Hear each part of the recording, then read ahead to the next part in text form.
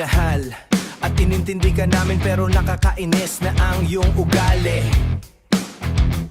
Hanggang ngayon di ka pa rin marunong tumanaw ng utang na loob na dapat sana'y alam mo. Sino bang nagbigay sa'yo ng halaga? Nilibre ka na sa lahat, wala namang kapapalit. Ngunit sa bawat post mo sa Facebook, kayo lang ng pamilya mo ang nandoon, kami naiwan. Di ka pa marunong mag thank you. Ano ba yan, mahiya-hiya ka naman para sa'yo? Bakit di mo kami ma-appreciate, parang wala lang? Utang na loob, sana'y iyong malaman na ang bawat sakripisyo ay may halaga.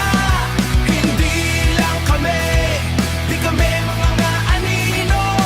Utang na loob, sana'y iyong malaman.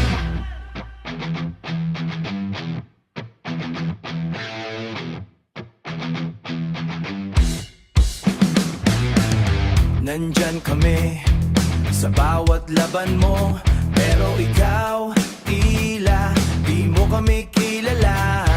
Sa bawat ngiti, sa bawat tagumpay, kami nagdadasal pero di mo kami makita. Bakit ganito ang mga tao? Di marunong tumanaw ng utang na loob.